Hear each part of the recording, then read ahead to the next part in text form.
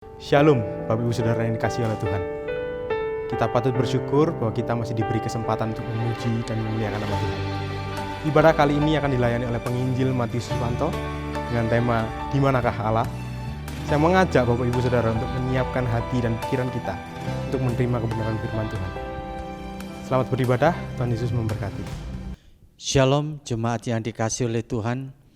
Marilah kita bersama-sama berdiri. Kita akan menyiapkan hati dan pikiran kita untuk masuk dalam doa. Kita mengawalinya dengan doa teduh.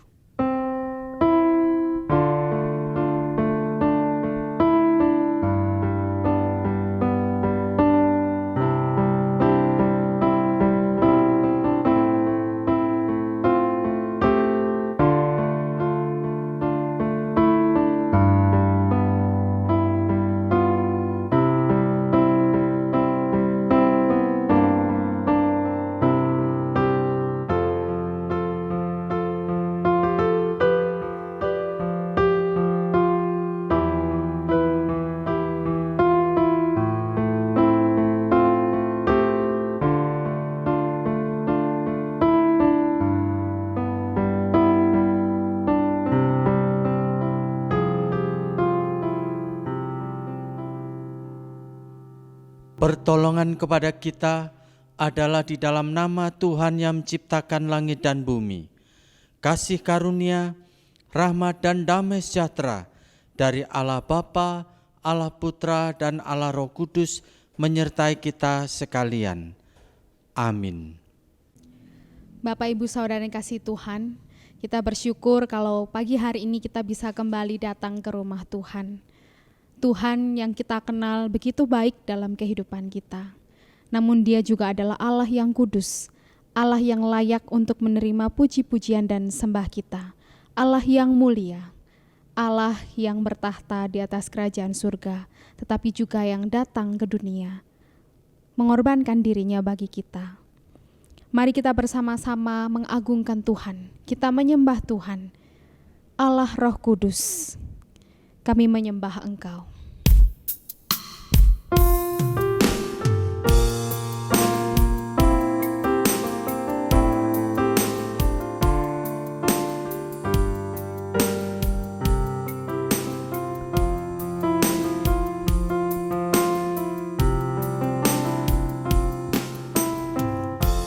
Allah Roh Kudus, penuhi kami. Ku rindu Kau selalu dalam hidupku. Allah Roh Kudus, ubah hatiku, jelikanku, jamahlah ku rindu hadiratmu. Ku sembah kudus, kudus, kuduslah Tuhan, dan ku sanjung kemuliaan, mulia bagimu Tuhan. Allah Roh Kudus, penuhi kami. Allah Roh Kudus, penuhi kami. Ku rindu Kau selalu dalam hidupku. Allah Roh Kudus, ubah hatiku, jelikanku, jamahlah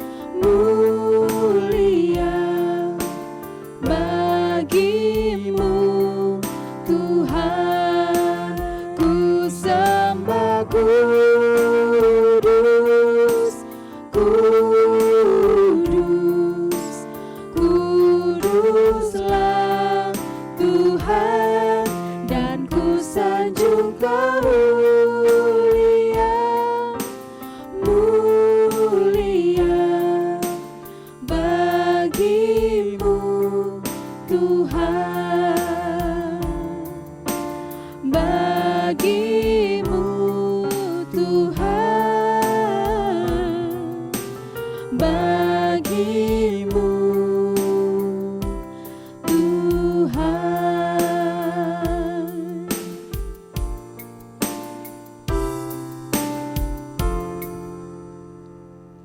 Mari kita satu di dalam doa.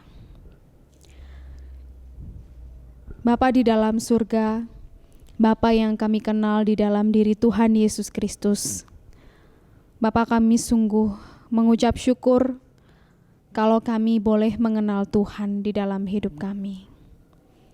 Mengenal Engkau sebagai pribadi yang sungguh berkarya dalam hidup kami. Memelihara, melindungi, menyertai kami senantiasa. Engkau adalah Allah yang penuh kuasa, yang selalu meluputkan kami dari banyak hal. Engkau memberkati kami dengan begitu limpah, dengan kesehatan dan kekuatan, hingga kami ada sebagaimana kami ada pada hari ini. Bapa, kami juga menyadari bahwa kami adalah orang-orang yang lemah. Kami berdosa, kami tidak sempurna. Kami melakukan begitu banyak dosa dan pelanggaran. Oleh karena itu, kami datang kepadamu Tuhan, membawa segenap diri kami. Kiranya Engkau berkenan untuk mengampuni. Sehingga ketika kami datang ke hadirat Tuhan, kami boleh dilayakkan untuk menaikkan puji-pujian dan penyembahan kami. Terima kasih Tuhan, kami menyerahkan jalannya ibadah kami ke dalam tangan-Mu. Dalam nama Tuhan Yesus kami berdoa. Amin. Bapak Ibu Saudara yang kasih Tuhan, pada hari ini berita anugerah terambil dari kitab Roma pasal yang ke-10, ayat yang ke-9 sampai yang ke-10. Sebab jika kamu mengaku dengan mulutmu bahwa Yesus adalah Tuhan dan percaya dalam hatimu bahwa Allah telah membangkitkan Dia dari antara orang mati, maka kamu akan diselamatkan. Karena dengan hati orang percaya dan dibenarkan, dan dengan mulut orang mengaku dan diselamatkan. Mari kita bersama-sama meresponi berita anugerah pada pagi hari ini dengan mengikrarkan pengakuan iman kita. Pengakuan iman rasuli. Aku percaya kepada Allah, Bapa yang Maha Kuasa, Halik langit dan bumi, dan kepada Yesus Kristus anaknya yang tunggal Tuhan kita, yang dikandung dari Roh Kudus, lahir dari anak darah Maria, yang menderita sengsara di bawah pemerintahan Pontius Pilatus, disalibkan, mati dan dikuburkan, turun ke dalam kerajaan maut. Pada hari yang ketiga, bangkit pula dari antara orang mati, naik ke surga, duduk di sebelah kanan Allah, Bapa yang Maha Kuasa, dan dari sana Ia akan datang untuk menghakimi orang yang hidup dan yang mati. Aku percaya kepada Roh Kudus, gereja yang kudus dan am, persekutuan orang kudus, pengampunan dosa, kebangkitan tubuh, dan hidup yang kekal. Amin. Bapak Ibu Saudara yang kasih Tuhan, kita bersyukur bahwa seluruh kehidupan kita diatur, dirancang sedemikian rupa oleh Allah. Sehingga setiap hari dalam kehidupan kita, kita bisa berkata, Hosana, terpujilah Tuhan. Sebab segala sesuatu berasal dari Tuhan. Allah memberikan yang terbaik bagi kita. Mari kita bersama-sama membesarkan nama Tuhan dan memuji Dia.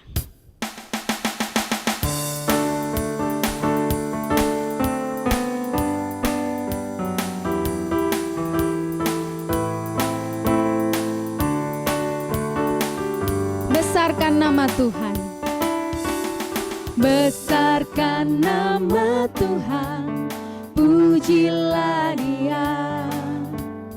Kemurahannya besar, tiada terbilang.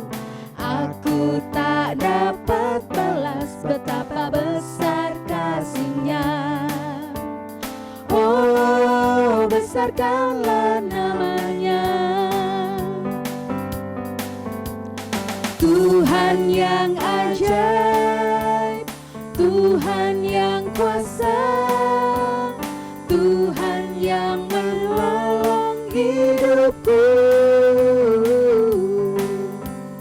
Tuhan yang ajaib, Tuhan yang kuasa, jiwaku ditebus olehnya. Besarkan nama Tuhan, besarkan nama Tuhan, pujilah Dia. Kemurahannya besar, tiada terbilang.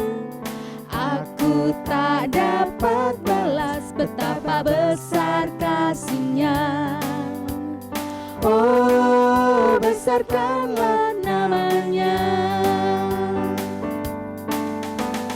Tuhan yang ajaib, Tuhan yang kuasa, Tuhan yang menolong hidupku.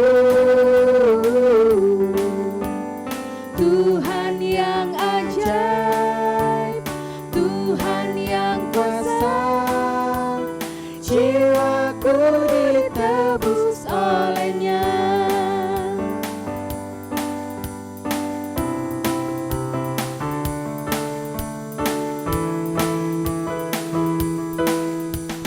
Hosana ku memuji Tuhan, Hosana ku tinggikan Yesus.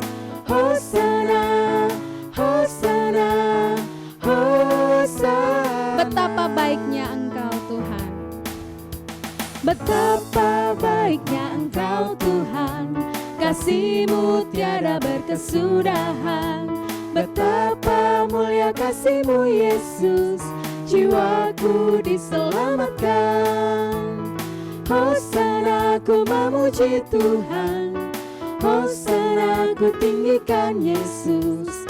Hosana, Hosana, Hosana, Hosana, Hosana, Hosana, Hosana.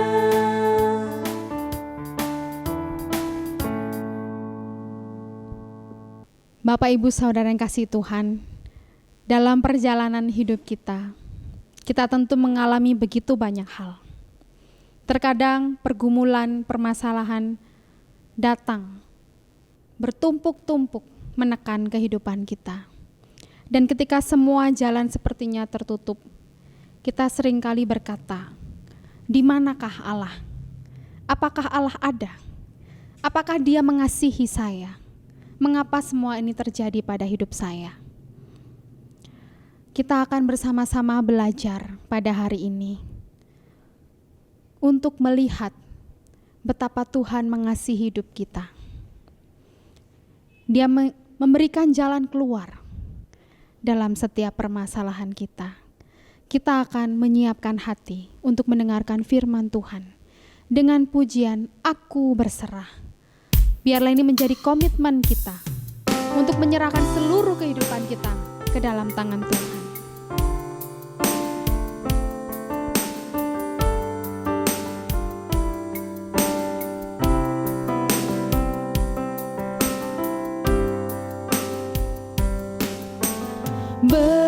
Berserah kepada Yesus dengan tangan yang bebas, selalu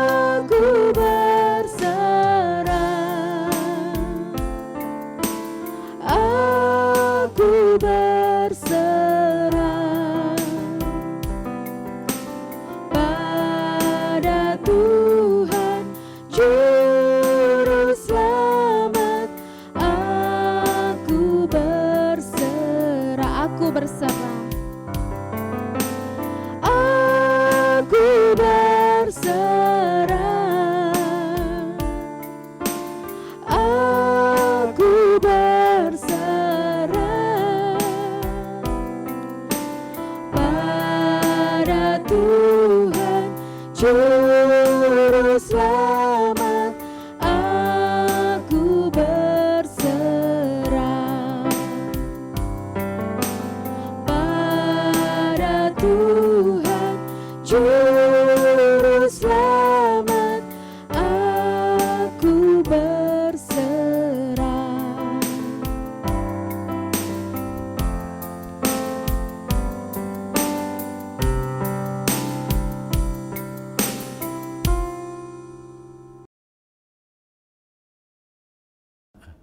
Shalom jemaat yang dikasihi Tuhan, marilah kita menyiapkan diri kita untuk mendengarkan firman Tuhan. Kita masuk di dalam doa. Bapa yang di dalam kerajaan surga, kami akan bersama-sama belajar firman-Mu. Mohon Roh Tuhan sendiri yang akan menolong kami, supaya kami dapat mengerti kebenaran firman-Mu. Terima kasih ya Tuhan, berikanlah hikmat kepada hamba-Mu, supaya dapat menyampaikan firman Tuhan sesuai dengan apa yang Tuhan inginkan. Dalam nama Tuhan Yesus kami berdoa. Amin. Saudara, firman Tuhan hari ini mengambil tema, di manakah Allah? Ayat yang akan kita baca terambil dari kitab Ayub pasal 13 ayat 24 sampai 25. Demikian firman Tuhan. Mengapakah engkau menyembunyikan wajahmu dan menganggap aku sebagai musuhmu? Apakah engkau hendak menggentarkan daun yang ditiupkan angin dan mengejar jerami yang kering? Saudara-saudara sekalian, apakah yang paling dibutuhkan pada saat-saat kita sedang berada dalam puncak kesulitan atau kesengsaraan? Bukankah kehadiran seseorang yang mau mempedulikan kita? Entah dia bisa membantu kita untuk mengatasi kesulitan atau tidak. Tetapi setidak-tidaknya kehadiran seseorang itu akan membuat beban kita itu akan terasa lebih ringan. Nah, karena itu saudara-saudara sekalian, ketika di saat-saat seperti itulah kita sangat mengharapkan kehadiran orang-orang yang kita yakini bisa menolong mereka. Orang-orang yang saya maksud itu bisa adalah pasangan hidup kita, bisa orang tua kita, sahabat kita atau rekan kerja kita, bahkan mungkin juga anak-anak kita. Tetapi saudara-saudara sekalian, apakah respon kita tatkala ada orang-orang yang kita harapkan kehadirannya itu ternyata mereka sama sekali tidak menampakkan batang hidungnya? Saudara, sudah pasti kita akan berkata, di manakah mereka itu? Nah, saudara-saudara sekalian, pertanyaan inilah yang pernah dilontarkan oleh Ayub ketika ia berada di dalam puncak kesengsaraan. Saudara, kalau kita memahami bagaimana Ayub itu sengsara, saudara bayangkan betapa dia itu sangat-sangat menderita. Saudara, harta yang paling berharga yaitu anak-anaknya tewas dalam satu peristiwa. Saudara, ini tentu merupakan pukulan yang sangat berat. Saudara, saya sekalipun mempunyai anak 10, katakanlah begitu, seandainya harus kehilangan satu anak saja, saudara, saya membayangkannya saja sudah sangat ketakutan. Tetapi Ayub, semua anaknya laki-laki dan perempuan tewas dalam satu peristiwa yang sama. Kemudian selain itu saudara-saudara sekalian, harta kekayaannya termasuk ternak-ternaknya ludes dirampok. Semua harta kekayaannya hilang. Kemudian istrinya memaki dia. istri yang seharusnya memberikan kekuatan kepadanya ternyata justru ikut memaki dia dan menyuruh Ayub untuk mengutuki Allahnya. Bahkan saudara-saudara sekalian, teman-teman yang datang yang membuat sekejap Ayub itu merasa terhibur, ternyata di dalam diskusi-diskusi yang diadakan bersama-sama dengan teman-temannya itu, saudara-saudara sekalian, ternyata mereka bukannya meringankan atau menghibur Ayub, tetapi justru menghakimi Ayub.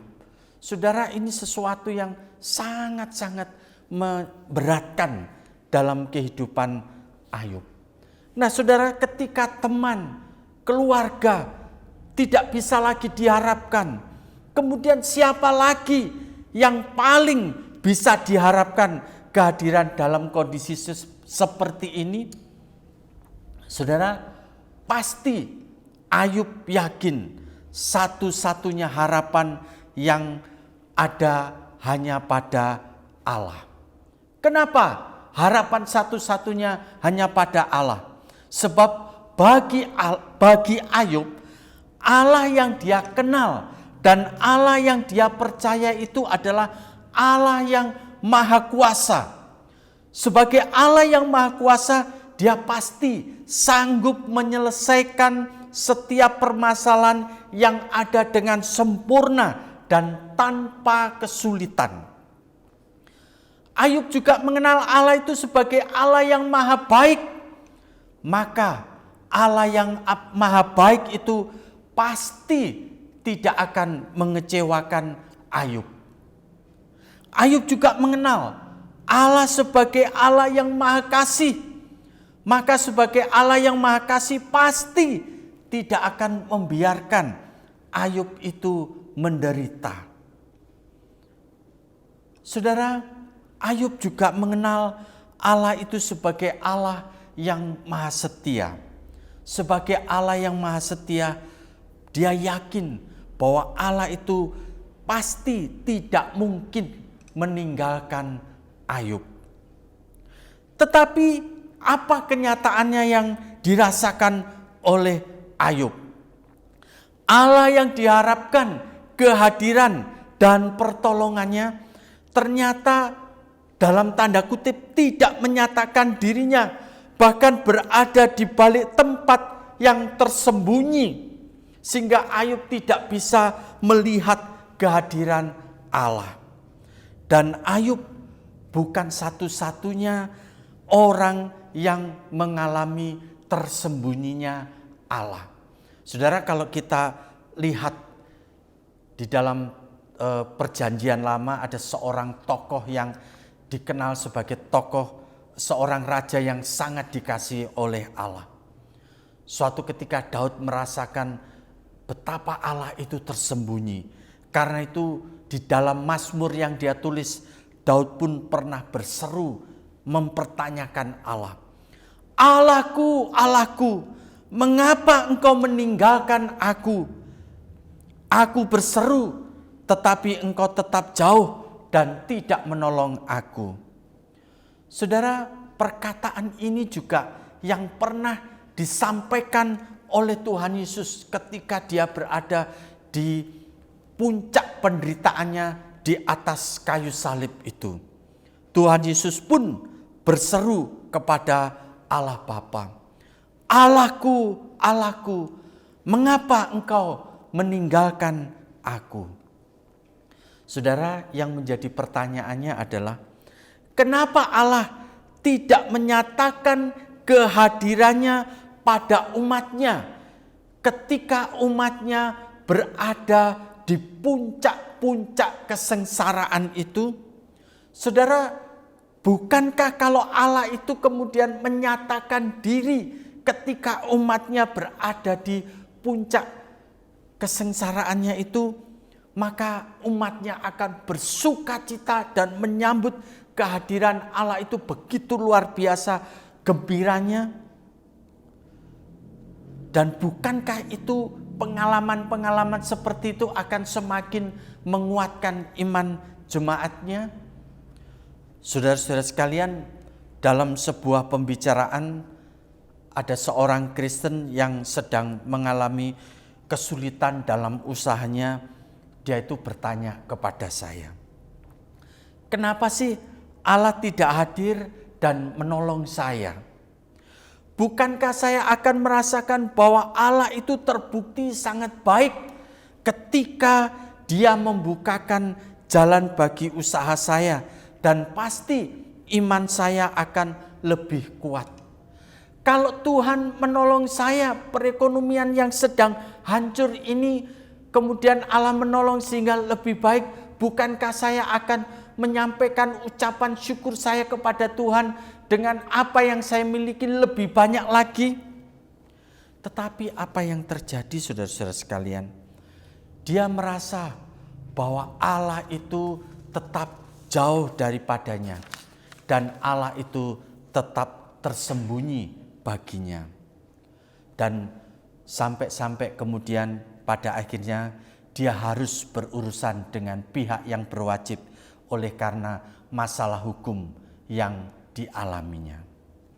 Saudara-saudara sekalian, seorang penulis buku bernama Philip Yancey, dia menceritakan bagaimana banyaknya orang-orang di Afrika Selatan oleh karena mempertahankan iman mereka harus menghadapi kesengsaraan yang begitu luar biasa beratnya. Saya melihat di dalam sebuah video di antara beberapa orang pengikut-pengikut Kristus itu, mereka harus dicambuk dengan duri. Selain itu ada yang mereka kemudian ditaruh di atas bara sehingga seluruh badannya bagian depan ini terkena luka bakar yang sangat serius.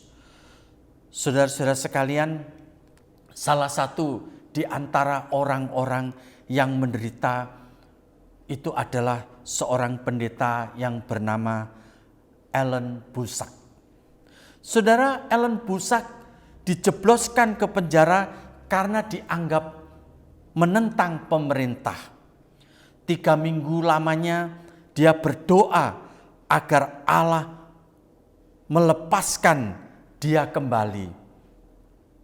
Di kemudian hari, saudara-saudara sekalian, ia menyampaikan kepada jemaatnya, dia bersaksi kepada jemaatnya dan dia mengatakan, saya tidak keberatan untuk mengatakan bahwa ini merupakan saat-saat paling sulit dalam kehidupan saya.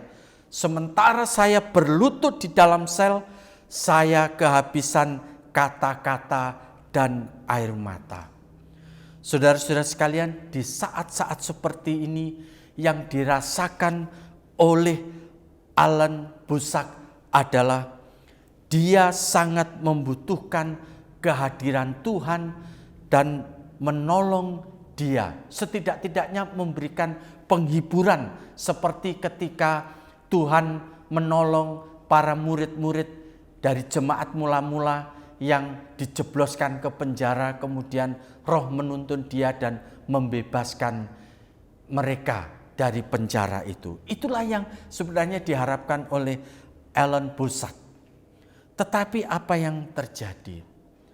Ellen Busak dan juga orang-orang Kristen lainnya yang menderita, yang sudah sekian lama berseru kepada Tuhan, mereka seolah-olah tidak mendapati kehadiran Allah.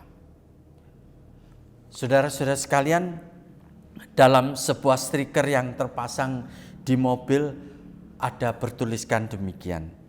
Bila Anda merasa jauh dari Allah, coba tebak siapa yang beranjak. Nah, saudara, kitab Ayub ini menulis betapa suatu ketika Allah lah yang memang sedang beranjak. Meskipun Ayub tidak melakukan kesalahan apapun dan dia sudah berseru memohon pertolongannya, Allah tetap memilih untuk bersembunyi. Itulah sebabnya saudara-saudara sekalian, di dalam penderitaan itu maka tidak heran kalau Ayub kemudian bertanya kepada Tuhan, "Di manakah Engkau?" Demikian juga Daud dan juga Tuhan Yesus yang adalah Allah sendiri, ketika dia mengalami pergumulan itu, dia pernah merasakan tersembunyinya Allah dari hadapan mereka. "Allahku, Allahku, mengapa Engkau meninggalkan aku?" Saudara, pengalaman yang sama itu juga pernah dialami oleh Nabi Elia setelah dia menghancurkan para nabi-nabi palsu itu. Dia merasa nyawanya terancam oleh Isabel. Tetapi ketika dia berseru kepada Allah, dia sepertinya berjuang sendirian. Itulah sebabnya kemudian dia pergi ke padang untuk menyendiri. Saudara, Eli atau Nabi Eli, dia merasa lebih baik mati saja daripada hidup seorang diri. Nah, sekali lagi saudara-saudara sekalian, kenapa Allah mau mengambil resiko dirinya diragukan oleh umatnya? Saudara, dari pengalaman Ayub ini kita akan melihat, benarkah bahwa Allah itu memang benar-benar tersembunyi bagi umatnya ketika umatnya berada di puncak kesengsaraan itu?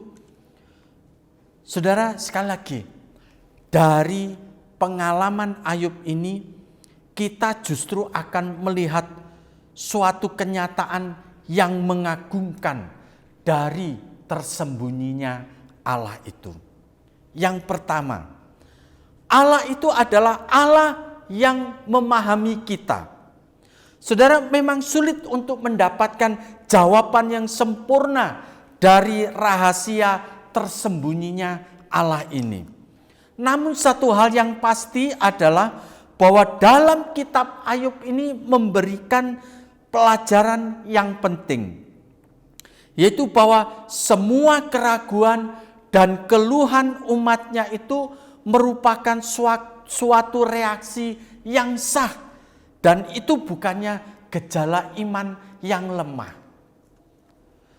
Saudara, Allah bukanlah seorang yang dengan sifat kekanak-kanakannya cepat marah dan dengan penuh emosi membalas kesalahan-kesalahan umatnya.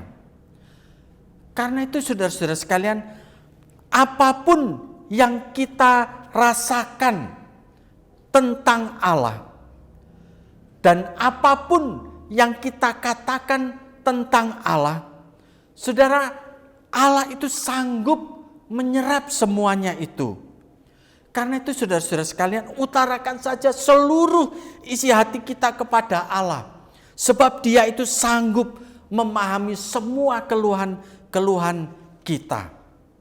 Saudara, dengan menyampaikan keluhan-keluhan kepadanya, maka beban di dalam diri kita itu akan terasa semakin ringan.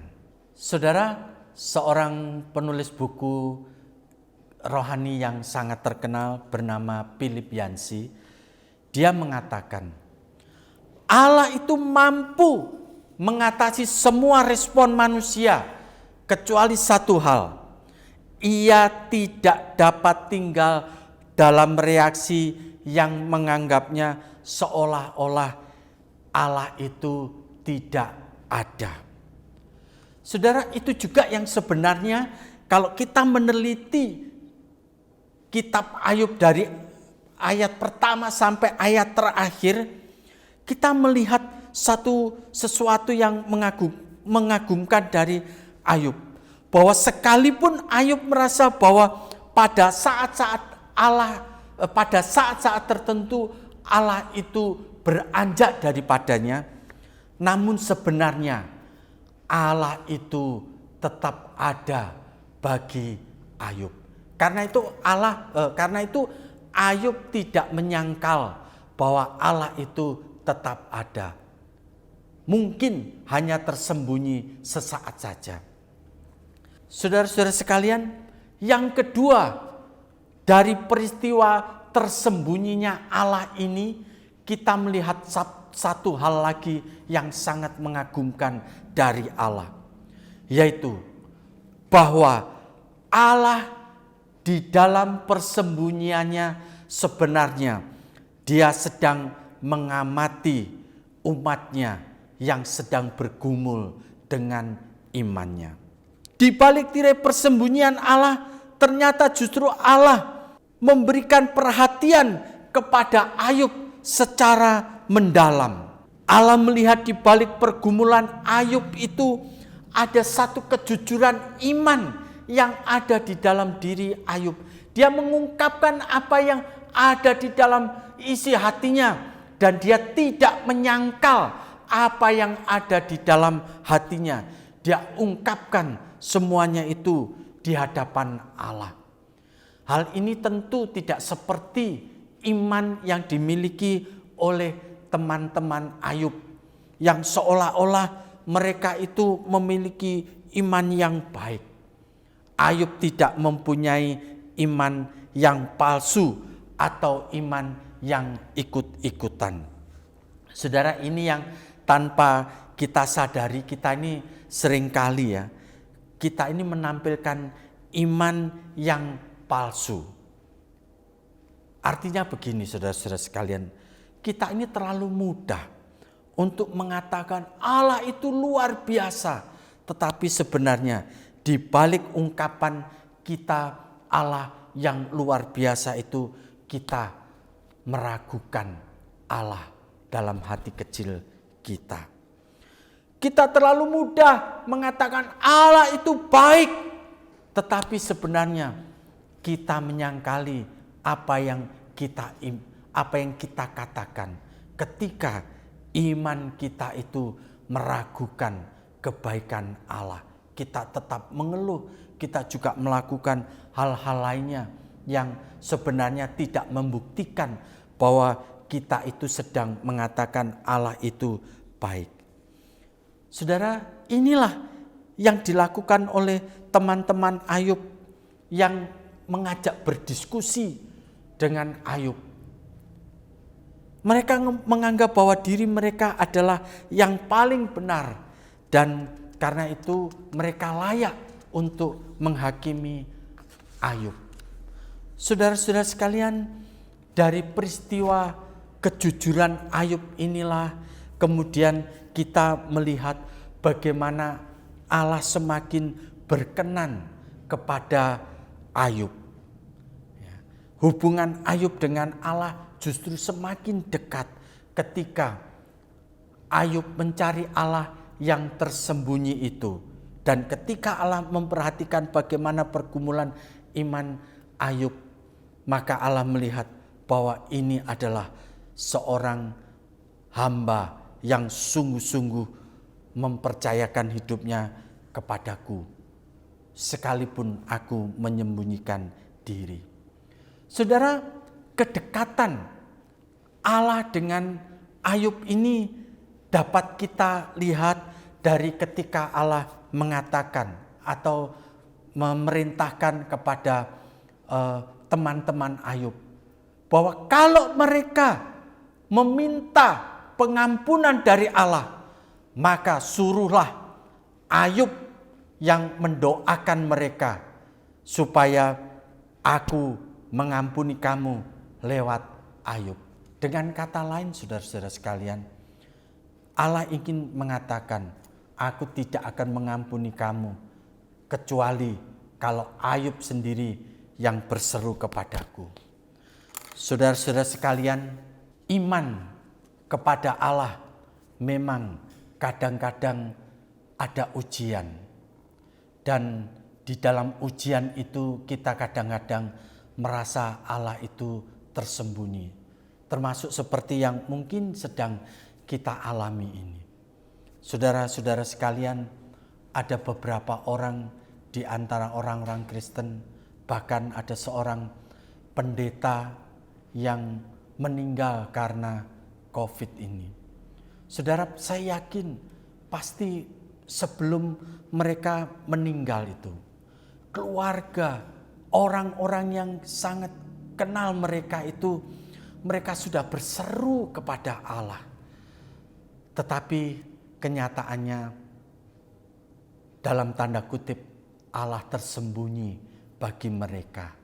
Sehingga mereka, orang-orang yang mereka doakan itu pada akhirnya harus mati oleh karena COVID-19 ini. Saudara-saudara sekalian, tapi ingatlah bahwa Allah itu sebenarnya ada. Allah itu sebenarnya sedang memperhatikan kita. Apakah kita percaya kepada Allah atau kita ini percaya kepada Allah hanya berdasarkan mujizat-mujizatnya saja? Saudara, bagaimanakah seandainya anak kita, seandainya anak kita ini mempercayai kita sebagai orang tuanya itu adalah sebagai orang tua yang baik, hanya karena kita memberikan apa yang mereka inginkan. Minta laptop, kita belikan. Minta handphone, kita belikan. Tanpa minta 2 kali. Minta sepatu yang baru, baju baru, kita langsung belikan. Maka mereka menilai kita ini baik dan ada untuk kita. Tetapi bagaimana ketika anak kita meminta sesuatu dan kita kemudian menolaknya, atau kita tidak menuruti apa yang mereka inginkan? Masihkah mereka menganggap diri kita ini ada? Masihkah mereka menganggap bahwa keberadaan kita ini sangat berarti bagi mereka? Demikianlah hubungan kita dengan Allah. Marilah kita mempercayakan hidup kita kepada Allah oleh karena keberadaan Allah yang sebenarnya. Bukan karena mujizat-mujizat yang dilakukannya. Allah itu ada untuk kita. Mari kita berdoa.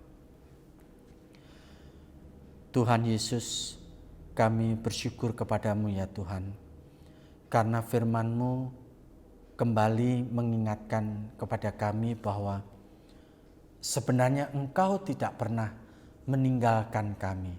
Sekalipun kami merasa bahwa Engkau beranjak dari kami. Engkau senantiasa ada dan memperhatikan kami apapun keadaan kami. Dan Engkau pasti akan menolong kami. Terima kasih ya Tuhan untuk kesediaan Tuhan ada di dalam kehidupan kami, apapun yang terjadi, apapun yang kami rasakan. Terima kasih ya Tuhan. Kuatkanlah jemaat-Mu dalam menghadapi masa-masa sulit ini. Dalam nama Tuhan Yesus kami berdoa, kami mengucap puji syukur. Amin. Bapak Ibu Saudara yang dikasihi oleh Tuhan Yesus, kini saatnya kita akan mengikuti sakramen perjamuan kudus. Sakramen perjamuan kudus menjadi sebuah peringatan bagi kita untuk kita mengingat karya Tuhan, kasih Tuhan yang Dia sudah nyatakan bagi kita. Karena itu saya mengundang kita semua untuk boleh bangkit berdiri, bersama-sama kita mempersiapkan hati kita dengan menaikkan pujian. Di bukit Golgota tampaklah salibnya. Salib yang merupakan tanda hina dan menderita. Tetapi di salib itu kasih-Nya Allah Dia nyatakan secara sempurna.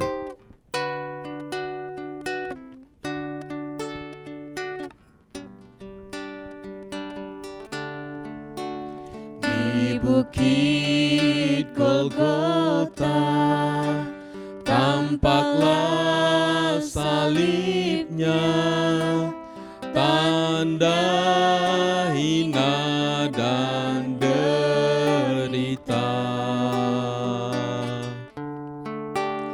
Yesus anak Allah, besarlah kasih-Nya, rela mati bagi manusia.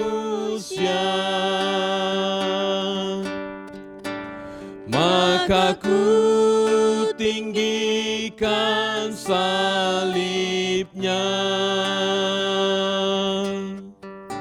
sampai ku berjumpa dengan Dia. Ku mau tanggung salib yang hina, kan diganti mahkotamu. Maka ku tinggikan salibnya,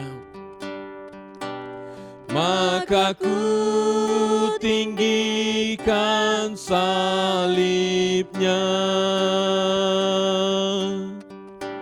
sampai ku berjumpa dengan Dia. Ku mau tanggung salib yang hina, kan diganti mahkota mulia. Mari Bapak Ibu Saudara, kita mengambil waktu teduh sejenak, sambil kita mengingat di kayu salib itu Kristus memberikan dirinya buat kita semua. Di tempat yang hina itu, Dia rela menggantikan kita, orang yang hina ini. Sungguh di tempat yang hina itu ada kasih, ada anugerah, ada kemuliaan Tuhan. Mari sama-sama kita mensyukuri anugerah Tuhan tentang pengorbanan Tuhan ini. Dan mari kita berdoa supaya Tuhan yang boleh melayakkan kita semua mengambil bagian dalam perjamuan ini. Silakan Bapak Ibu Saudara berdoa secara pribadi.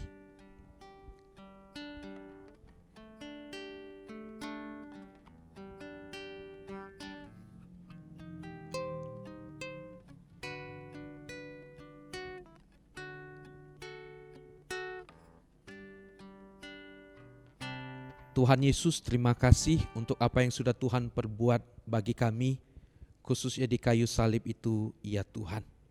Kau tinggalkan surgamu yang mulia, Engkau mengambil rupa seorang manusia, Engkau menjadi seorang hamba dan Engkau mau mati bagi kami di tempat yang hina dan terkutuk itu, untuk menggantikan kami yang sesungguhnya adalah orang yang hina dan terkutuk, supaya kami ya Tuhan beroleh keselamatan, beroleh kemuliaan, dan kami boleh menjadi anak-anak-Mu ya Bapa. Terima kasih ya Tuhan untuk apa yang sudah Tuhan perbuat, dan biarlah hati kami penuh dengan sukacita, hati kami penuh dengan rasa hormat dan kagum kepada Engkau, Allah yang mengasihi kami. Layakkan kami ya Tuhan ketika kami bersama pada pagi hari ini akan mengikuti perjamuan kudus. Kiranya Tuhan Kau yang boleh menyapa, meneguhkan kami semua. Dan perjamuan kudus ini boleh menjadi pesan Tuhan bagi kami. Siapkan hati kami, layakkan kami ya Tuhan. Dalam nama Tuhan Yesus kami berdoa. Amin. Silakan duduk Bapak Ibu Saudara.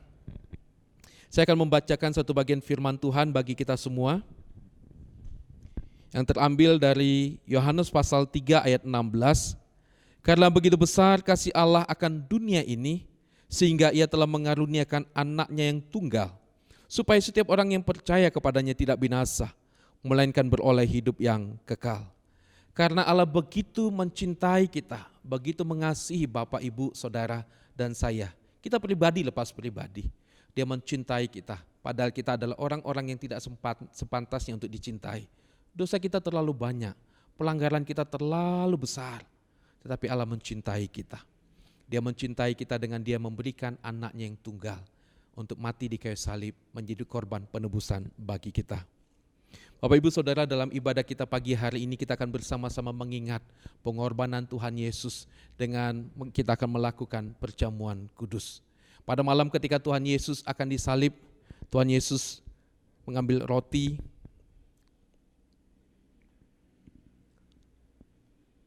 lalu Tuhan Yesus mengucap syukur atasnya dan memecahkannya. Inilah tubuhku yang dipecahkan bagi kamu, ambillah, makanlah, dan setiap kali kamu memakannya, ingatlah akan aku.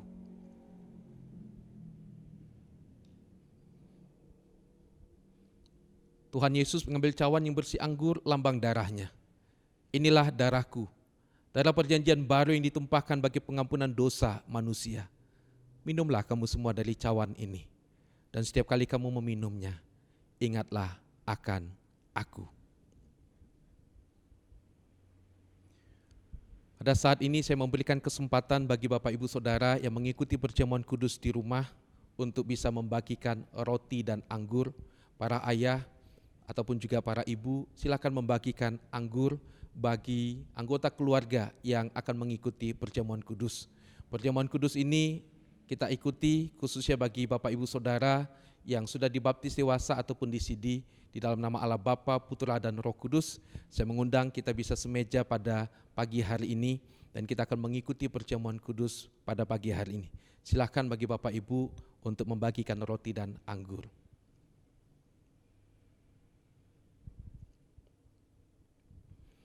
Saya mengundang kita semua bangkit berdiri. Kita akan bersama-sama mengikuti perjamuan kudus. Mari kita mengangkat roti yang mengingatkan kepada kita tentang pengorbanan Tuhan Yesus. Sebelum kita memakannya, mari kita berdoa. Bapa di surga, terima kasih untuk kesempatan pada pagi hari ini kami bisa melakukan perjamuan kudus. Di tangan kanan kami ada roti yang mengingatkan kepada kami tentang pengorbanan-Mu, tubuh-Mu yang terluka bagi kami. Terima kasih ya Tuhan Yesus. Dan kami mensyukuri segala karya-Mu ini ya Tuhan. Dan biarlah dengan mengingat anugerah-Mu, kami boleh hidup bagi Engkau ya Tuhan. Terima kasih Bapa untuk anugerah-Mu. Dalam nama Tuhan Yesus kami berdoa. Amin. Mari Bapak Ibu kita bersama-sama memakan roti ini sambil kita mengingat pengorbanan Tuhan Yesus. Kita bersama memakannya.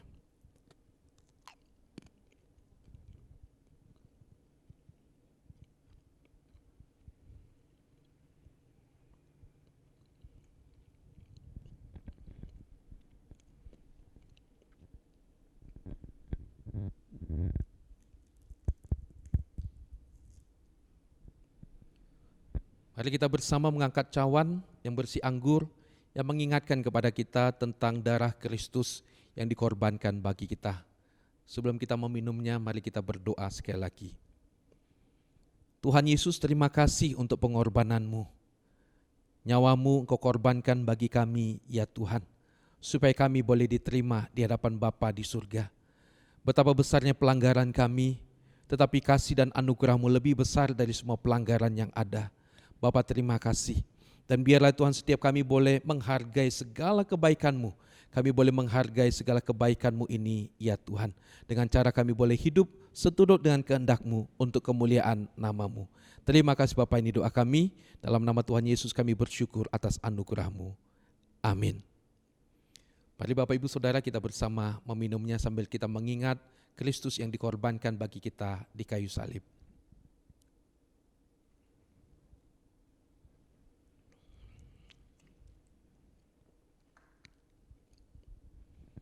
Mari kita berdoa sekali lagi.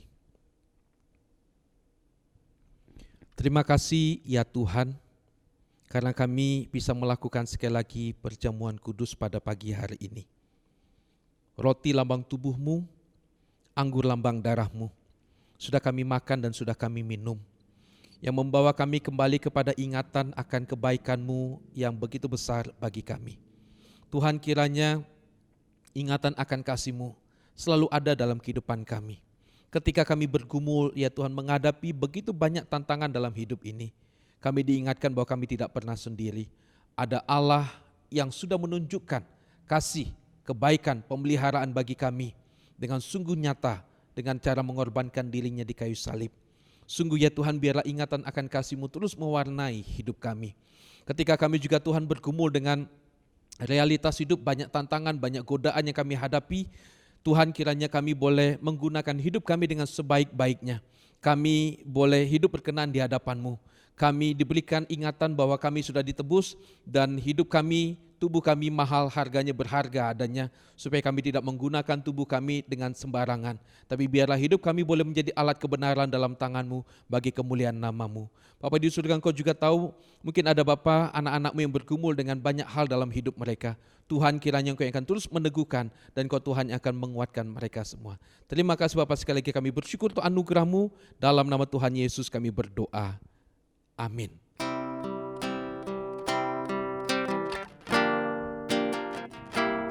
Terima kasih Yesus, Yesus.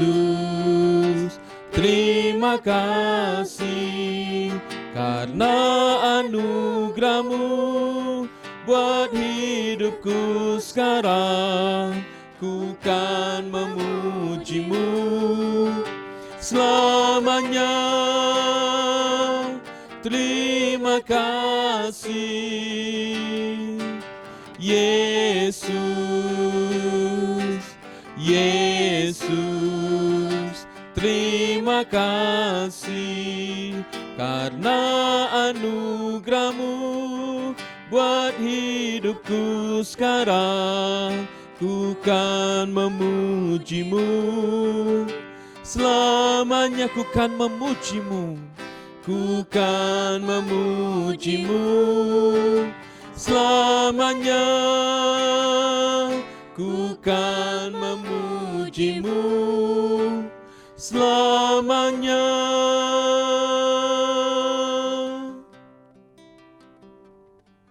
Amin. Perjamuan kudus selesai. Silakan duduk. Tuhan Yesus memberkati. Jemaat yang dikasihi oleh Tuhan, mari kita masuk di dalam doa syafaat.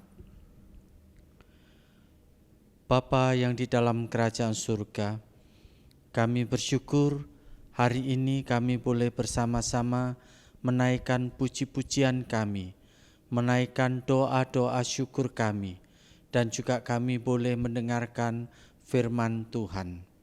Sekarang kami ingin berdoa ya Tuhan, kiranya Tuhan yang akan terus menolong dan memimpin kami, khususnya gereja kami. Di dalam kehidupan kami, Tuhan kiranya Engkau yang akan menolong kami. Kami mengingat ada begitu banyak pergumulan-pergumulan yang saat ini kami hadapi. Menghadapi wabah corona, juga masalah ekonomi. Tuhan, kiranya Engkau yang akan terus menolong kami. Di antara kami ada yang bergumul dengan masalah rumah tangga, dengan masalah pekerjaan, dan masalah-masalah lainnya yang tidak mampu kami atasi dengan kekuatan kami sendiri. Tuhan, kami sungguh memohon pertolongan-Mu. Kiranya Engkau memimpin kami, menguatkan kami, dan membukakan jalan bagi kami. Kami juga ingin berdoa ya Tuhan, untuk bangsa dan negara kami yang sampai saat ini masih terus berjuang untuk menghadapi wabah yang terus berkepanjangan ini. Tuhan, kiranya Engkau sendiri yang akan menolong bangsa kami, agar bangsa kami mampu melewati kesulitan-kesulitan yang ada ini dengan penuh kemenangan. Tuhan sendiri yang akan menolong kami. Dan kami berdoa untuk kehidupan pribadi kami masing-masing. Dalam pergumulan-pergumulan ini, tangan Tuhan sendiri yang akan memimpin kami. Terima kasih ya Tuhan. Dalam nama Tuhan Yesus, kami berdoa, kami mengucap puji syukur. Amin. Sidang jemaat yang dikasihi oleh Tuhan, marilah kita bersama-sama mengakhiri ibadah kita pada hari ini. Kita bersama-sama berdiri, kita akan menaikkan pujian doksologi.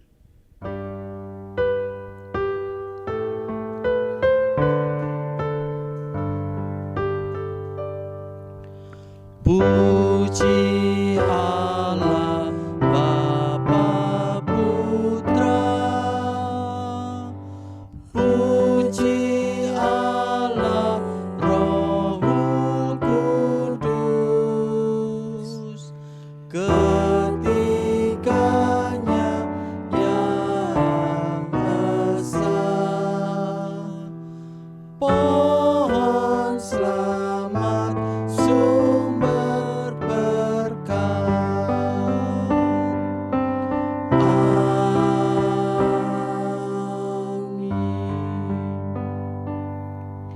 Jemaat yang dikasihi oleh Tuhan, marilah kita bersama-sama pulang dan kita memohon berkat dari Tuhan.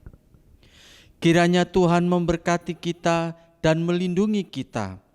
Tuhan menyinari kita dengan wajah-Nya dan memberi kita kasih karunia. Tuhan menghadapkan wajah-Nya kepada kita dan memberi kita damai sejahtera dari sekarang sampai Tuhan datang kembali. Amin.